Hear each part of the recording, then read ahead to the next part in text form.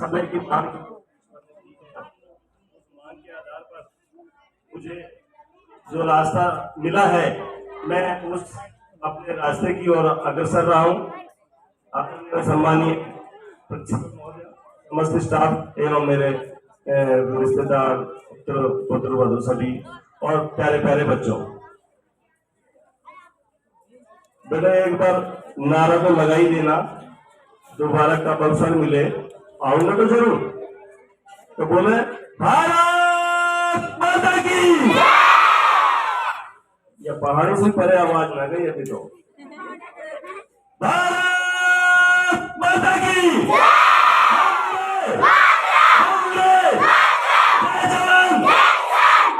धन्यवाद।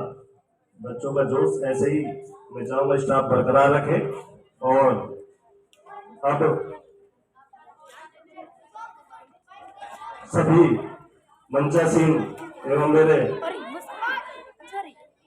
साथीगण, अभी हमारे बीच किरण जी अध्यापक हैं, चंद्रजीत जी अध्यापक हैं, हमारे समाज से भी रामगढ़ से पधारे हैं। मैं इनका भी धन्यवाद करूंगा।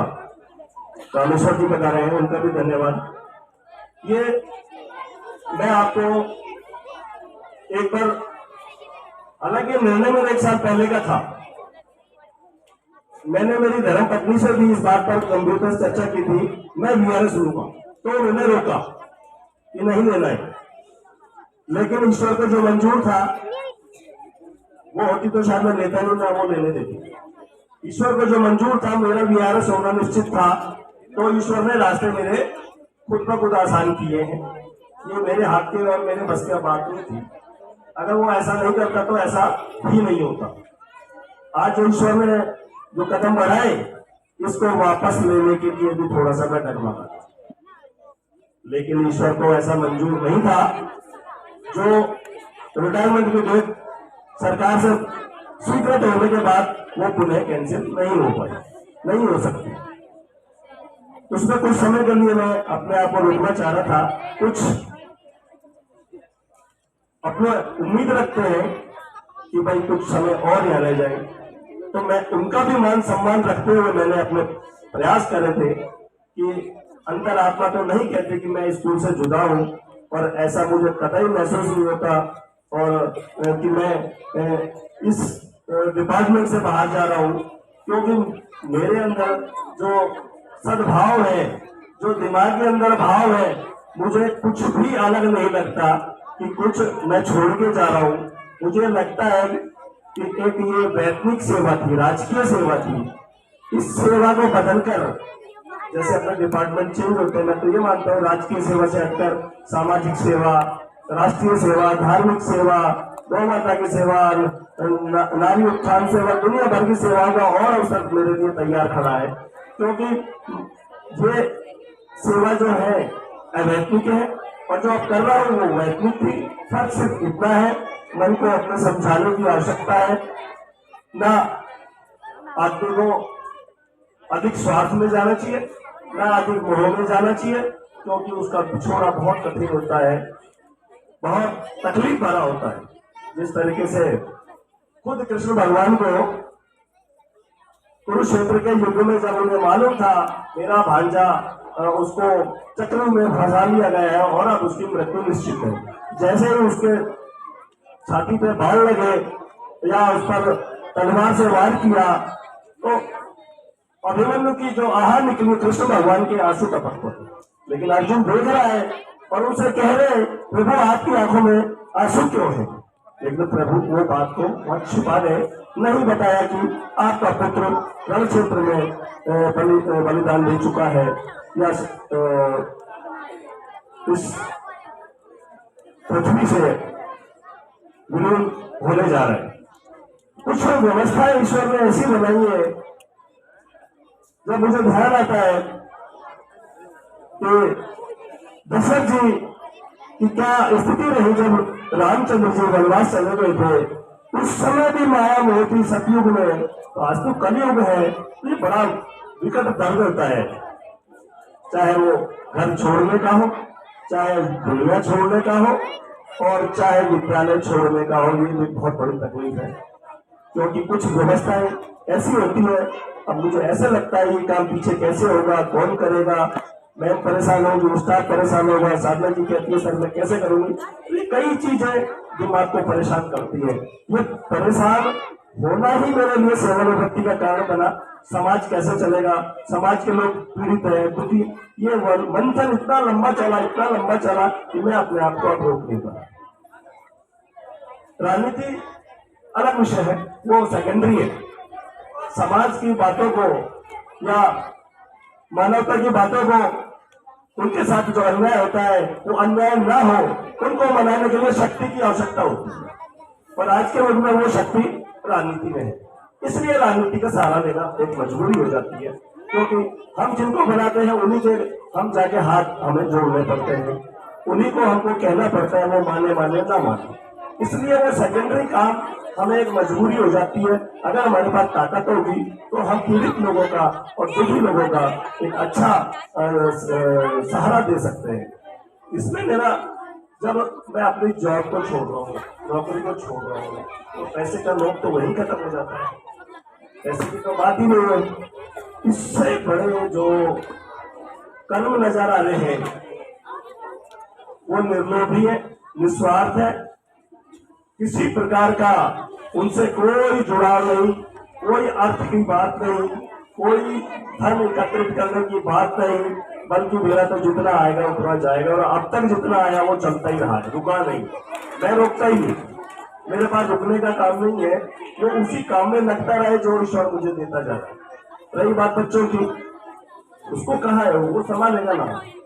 अगर मेरे कर्म सही रहेंगे तो बच्चों की भगवान देखेगा, इसकी मुझे कोई फिक्र नहीं है। अभी तक भगवान की कृपा है, सब ठीक है। आज मुझे, मैं खुद का कहूँ, मैं खुशी है न कम है, ये सच्चाई है कि मैं रिटायरमेंट हो रहा हूँ, मैं खुश हूँ या दुखी हूँ, कुछ भी नहीं है, बिल्कुल कोई पता नहीं मुझे कि मैं खुशी मनाऊं या अफसोस करूं। ना मुझे खुशी है ना मुझे अफसोस है, सिर्फ मुझे मेरा कर्म पथ जो है उसके सिवाय कोई विचार शक्ति की जरूरत नहीं। केवल मुझे जो कार्य के लिए निमित्त किया है, जिस कार्य के लिए मुझे प्रेरणा मिली है, मुझे वो कार्य नजर आ रहे हैं, मात्र वो कार्य मुझे करने हैं, उन कार्यों पर ही मुझे जीवित रहना है। शायद है कि कुछ समय, कुछ व्यवस्थाएं ईश्वर ऐसी पैदा कर देता है, हम चाहते हुए भी उनको हटा नहीं पाते। लेकिन हकीकत यही है, अगर जीवन का सार देखना चाहते हो, जीवन में कुछ अच्छा करना चाहते हो, अपने जीवन में कमाए हुए धन का कुछ हिस्सा आप उसे पीड़ित लोगों में किसी की सहायता करके, किसी के पास ताकत है या पावर है, किसी को न्यायपूर्ण उनका साथ दे करके अच्छे कार्य करोगे, निश्चित है आपको आने वाले समय में आपका जीवन भी एक सार्थक रूप लेगा। ये मत सोचिए आपके पास कुछ नहीं है, ये मन के भाव है, बहुत कुछ है आप लोगों के पास। यदि गरीब से गरीब के नीचे देखेगा तो उससे गरीब कितने लोग हैं, इसकी कोई सीमा नहीं है। आज मैं कहता हूँ, मेरे सामाजिक तौर पे बात करता हूँ, प्रांतीय लेवल में पता नहीं कितने ही खर्च कर देता हूँ, पता नहीं पैसे कहाँ से जाते हैं और चले भी जाते हैं, और अफसोस नाम की चीज भी नहीं होती। कर्मचारी संगठन में लाखों रुपया खर्च किया है, कोई गिनती नहीं है, कोई परवाह नहीं है। मैं ये चाहता हूँ मेरे साथीगण भी अपने समाज के लिए, अपने देश के लिए, अपने राष्ट्र के लिए और अपने हिंदुत्व के लिए, अपने जिस भी इष्ट को मानते हो उनके लिए साधना के रूप में खर्च करें, ईश्वर के लिए, समाज के लिए, देश के लिए अपने कुछ त्याग और बलिदान की भावना लेके करें। क्योंकि भारत जो देश है हमारा, आप देखिए कितने लोग कुर्बान होते हैं, कितने लोग नौजवान सीमा पर है। आज हम जब देखते हैं कि हम तो परिवार के अंदर रह रहे हैं, परिवार के बीच में रह रहे हैं, अगर आप कल्पना करें जैसे फिल्म के दृश्य होता है, वो बॉर्डर पे नौकरी कर रहे हैं, बॉर्डर पे बंदूक ताने खड़े हैं और उनको गोली लग जाती है, कल्पना कीजिए उनके परिवार पर क्या बीतती होगी। और जब वो बिहारों में, जंगलों में, ठंडी बर्फों में कहाँ उनका घूमना होता है, कल्पना करो उनके भी परिवार है, उनके भी बच्चे, उनके लिए वो लोग भी अपनी तरह है इंसान, आखिर उनका भी जीवन। अरे हम इतना तो कर सकते हैं, घर में रहकर, परिवार के बीच में रहकर अपने हिस्से का कुछ पैसा सामाजिक कार्यों में लगाएं। भगवान को शुक्रिया करें कि हम परिवार के बीच में रहकर नौकरी कर रहे हैं। ऐसे लोग रोडवेज वाले ले लो, पुलिस वाले ले लो, बेचारे सुबह जाते हैं, रात को आते हैं, दूसरे दिन आते हैं। और हम कितने सौभाग्यशाली हैं, सुबह जाते हैं, शाम को क्या दोपहर को भी घर पहुंच जाते हैं। तो ये बड़ी विडंबना है। दर्द तो जितना इकट्ठा करो उतना कम है, लेकिन उनको हल करने के लिए अगर आप चालू हो जाओगे, आपके मन को सुकून मिलेगा, मन को शांति मिलेगी। ये केवल मानवतावादी विचार है। आप अपने विचारों को कैसे भी घुमा सकते हो। पैसे को जिसने बड़ा मान लिया, ये तो नहीं है कि पैसा कुछ नहीं है, पैसा बहुत कुछ है, लेकिन पैसे से बड़ा भी बहुत कुछ है। बिना पैसे क्या भगवान आया था तो जिनमें पैसे नहीं लेके आया था, ना उसके पास कुछ थे। राम जी वनवास गए थे, उसके पास पैसे नहीं थे, बल्कि उन्होंने राजपाट छोड़ा। ऐसा नहीं है कि सब कुछ दुनिया पैसा है। आप पैसे छोड़ के सामाजिक कार्य में लग जाओ ना। जब समाज के अंदर, परिवार के अंदर, मानवता के अंदर घूमोगे, आपको आवश्यकता ही नहीं पड़ेगी, आवश्यकता ही नहीं पड़ेगी। अब मैं अधिक समय में लेते हुए मैं हमारे संस्था प्रधान श्रीमती शशिकला जी और मेरे समस्त स्टाफ को मैं आश्वस्त करना चाहूंगा, कभी भी किसी भी समय कोई भी समस्या अगर आपको महसूस हो और आपको लगे कि ये कार्य निर्मल जी अच्छी तरह से कर पाएंगे, उनकी हमको आवश्यकता है, आप एक बार मुझे फोन करोगे, निश्चित है मैं दूसरे दिन विद्यालय में पाऊंगा। अलवर से बाहर अगर कहीं रहा तो मुझे आने का जो दिन लग जाए तो निश्चित है मेरी कमी मैं विद्यालय को कभी नहीं अखरने दूंगा। और विद्यालय में जो मेरे नए कार्य होंगे मैं अनवरत रूप से करता रहूंगा, आता रहूंगा। विद्यालय परिवार ने मुझे हमेशा अच्छा व्यवहार दिया है। मैं प्रिंसिपल महोदय, पूर्व के प्रिंसिपल महोदय दीवान जी भी मौजूद है। आप दोनों के सानिध्य में मैंने जो कार्य किए हैं, पूरे स्टाफ के सामने मैंने जो कार्य किए हैं, अगर जाने अनजाने में भूल से मुझसे कोई त्रुटि हुई हो, अपना भाई समझकर मुझे माफ करना। शायद जीवन है, इंसान गलतियों का पुतला है, इंसान से गलतियां होती हैं और उन्हें माफ भी किया जा सकता है। और अगर कोई ऐसी स्टाफ में किसी को मेरे से तकलीफ कोई शब्दों से, व्यवहार से लगी हो, मैं किसी मंच के माध्यम से क्षमा प्रार्थी हूँ, उनसे क्षमा चाहता हूँ कि जीवन में कभी भी ऐसी बात न रखना कि निर्मल जी हमें ये तकलीफ दे के गए। बल्कि मैं हमेशा ये सोचता रहा किसी भी स्टाफ को मेरी वजह से कम तकलीफ ना हो। मुझे आदत कुछ जहर पीने की, और मैं जहर पीने की आदत को हमेशा अपने गले लगा के रखूंगा। उससे क्या है कि दूसरे को तकलीफ कम से कम होगी, खुद तकलीफ झेले आपकी तो ज़्यादा अच्छा रहेगा। क्योंकि ये चीज़ें जीवन में जो उतार लेता है उसका जीवन दुख में नहीं होगा, कभी भी नहीं होगा। सिर्फ आदमी को विचारधारा और सोच बदलने की आवश्यकता है। फिर भी मैं बार बार ये कहूँगा, किसी भी भाई से, किसी भी भाई को, हमारे स्टाफ में बहनों को कोई तकलीफ रही हो तो मैं उनसे बार बार क्षमा चाहूँगा। और आज इस बेला में, इस घड़ी में, मैं इस प्रांगण को अंतिम क्षण मानते हुए, और जीवन में शायद ये अंतिम क्षण होता है, इस अंतिम क्षण को और इस प्रांगण को जिसने मुझे जीवन दिया, मेरे बच्चों को जीवन दिया, मेरा भविष्य बनाया और इस राजकीय सेवा ने मेरे जीवन को आगे बढ़ाया, मैं इसको दंडवत प्रदान करता हूँ। और जीवन में एक ऐसी अभिलाषा लेके निकलता हूँ कि ऊंटवाल का नाम मेरे जीवन तक जुड़ा रहे और एक इतिहास रचे। ऐसी मैं मनोकामना और ईश्वर से करता हूँ कि ऊंटवाल का नाम मेरी वजह से नीचा ना हो पाए, बल्कि राष्ट्र लेवल तक ऊंटवाल विद्यालय का नाम चले। जय हिंद, जय भारत।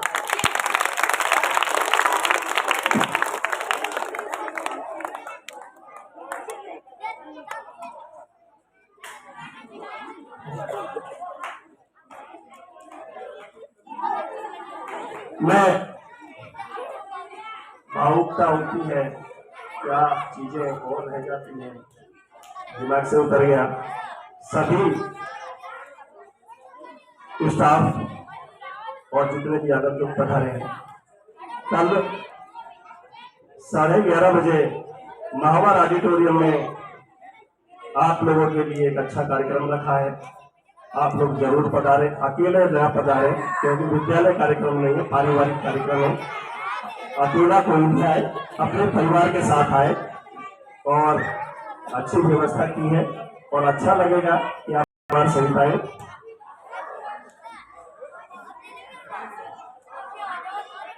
और वो मैं चाहूंगा मेरी ओर से जो गिफ्ट है मैम आए और ये प्राप्त करें। अभी ये छोटी सी राशि है 11,000 रुपये और निश्चित मेरा पेमेंट आने पर इसको और बढ़ाऊंगा। मैडम की जो आवाज निकली है वो कभी आज तक तो मैंने लौटा ही नहीं है, तो आज कैसे लौट जाएगी। प्रिंसिपल महोदय, आपने 11 को डबल करने के लिए आदेश दिए तो मेरा 11 का डबल ही हो जाएगा। और ये मैं बड़े गर्व के साथ कहता हूँ, सारे स्टाफ के सामने कहता हूँ कि अगर प्रिंसिपल महोदय ने मुझे कोई भी बात कही हो, कोई भी काम कहा हो, मेरे मुंह से ना नहीं, मैं कभी भी कार्य के लिए बना नहीं करता। और जब ये चीजें अपने दिमाग में उतार लेते हो, दुनिया में कोई भी ताकत नहीं है आपको गलत साबित कर दे, दुनिया में कोई ताकत नहीं है कि आप कर्म पक्ष से विमुख हो। या मैम बैठी है कहते हैं कि निर्मल गिरवा ने क्या बोला था, मना किया नहीं, मेरी तासीर नहीं। इसके अलावा अनिल जी बैठे, दीवान जी बैठे, मेरी तासीर मना करने की है ही। अब मुझे कोई अच्छा समझे बुरा समझे, भाई वो तो मैं ऐसे ही सीधा। अब वो सोच का दृष्टिकोण अपना अपना होता है। और भी कुछ बोल रहे हैं मैम, बोला तो कुछ बता दो। आप सबको बहुत बहुत धन्यवाद, शुक्रिया। मैं नहीं समझ पा रहा कि मुझे और क्या करना चाहिए, कुछ व्यवस्था दिमाग में उथल पुथल है। बाकी जितना मेरे से बन पड़ा और जितना मुझसे बोला गया मैंने बोला। आप सबका धन्यवाद, शुक्रिया। और अब विद्यालय का तो पूरा सम्मान है और मेरा जीवन का अंतिम क्षण जब इस विद्यालय को छोड़ने का है तो ये मेरे लिए इतिहास है। इससे बड़ा और कोई क्षण नहीं आएगा। मैं तो इस क्षण को भी स्टाफ के समक्ष और इस विद्यालय के समक्ष, इन बच्चों के समक्ष अपना प्रणाम करते हैं ताकि मुझे ऐसा आशीर्वाद मिलता है। मेरे जीवन का ये हिस्सा एक इतिहास बने, ईश्वर से प्रार्थना करूंगा मेरे पद कहीं डगमगाए नहीं, मुझे इतनी शक्ति प्रदान करे और इतना आशीर्वाद प्रदान करे कि मैं सत्कर्म पे और सत्य पर चलूं और जीवन का अंतिम क्षण यही कार्य करता रहूं। जय हिंद, जय भारत।